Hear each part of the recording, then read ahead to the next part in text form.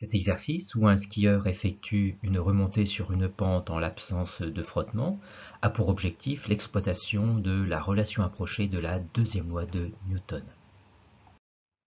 Le mouvement du skieur est rectiligne selon l'axe OX. On en déduit que les vecteurs vitesse et variation de vitesse sont tous les deux parallèles à l'axe OX.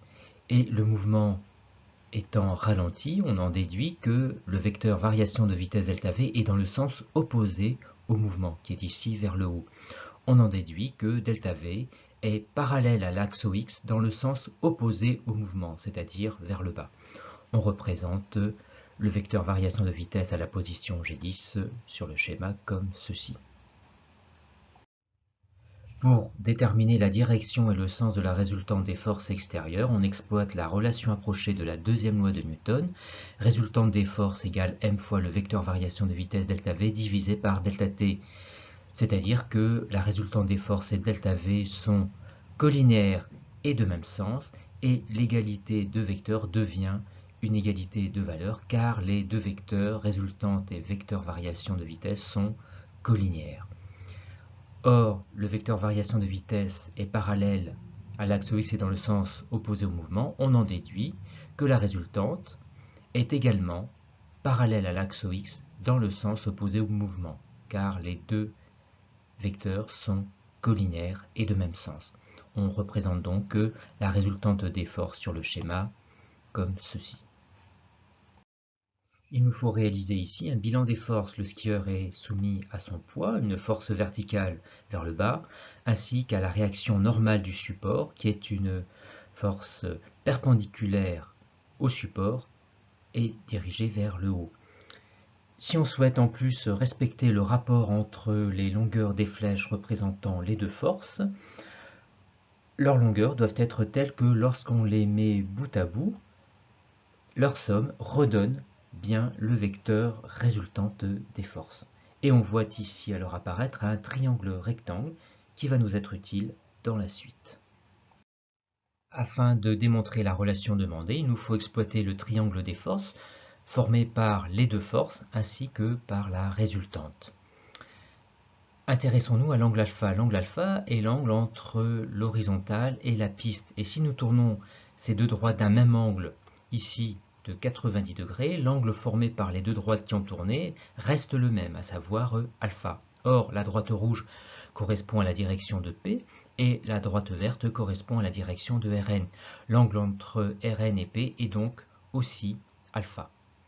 Nous allons pouvoir utiliser de la trigonométrie dans le triangle rectangle pour relier les valeurs des forces correspondant aux longueurs des côtés du triangle à l'angle alpha. Et afin de relier l'angle alpha à la résultante des forces, on utilise la fonction sinus alpha qui est égale au rapport des longueurs des côtés opposés sur l'hypoténuse. Ici, l'opposé correspond à la résultante des forces et l'hypoténuse correspond au poids, soit sinus alpha égale résultante des forces sur P. On isole la résultante des forces et on remplace P par mg, soit résultante des forces égale mg sinus alpha. La masse est en kg, g est en newton par kilogramme. On remplace par les valeurs numériques pour calculer la résultante en newton. 90 kg fois 9,81 fois sinus 35 degrés, ce qui donne une résultante des forces de 5,1 10 puissance 2 newton. Connaissant la valeur de la résultante, on en déduit celle de la variation de vitesse grâce à la relation approchée de la deuxième loi de Newton, où on isole ΔV dans la formule qui est ici, soit ΔV égale résultante des forces fois ΔT divisé par grand M. La résultante des forces est en newton, ΔT est en secondes et la masse est en kilogrammes. Et la variation de vitesse calculée est en mètres par seconde.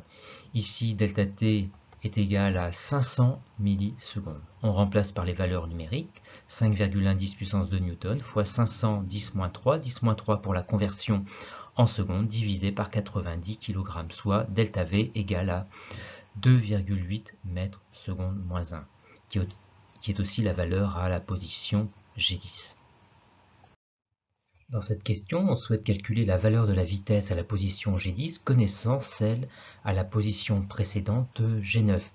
Comme le mouvement est ralenti, les vecteurs vitesse en G9 et G10 sont tels que V9 est représenté par un segment fléché plus long que V10. Delta V10 est égal par définition à V10 moins V9, c'est-à-dire à la somme de V10 et de l'opposé de V9.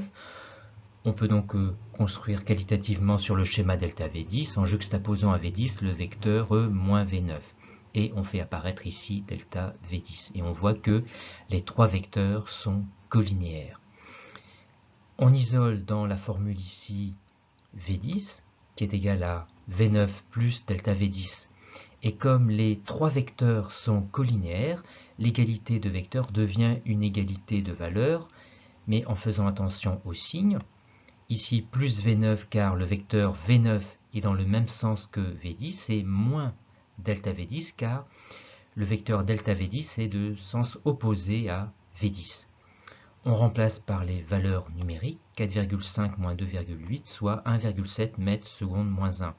Et pour avoir cette vitesse en km par heure, on la multiplie par 3,6 soit une vitesse de 6,1 km par heure.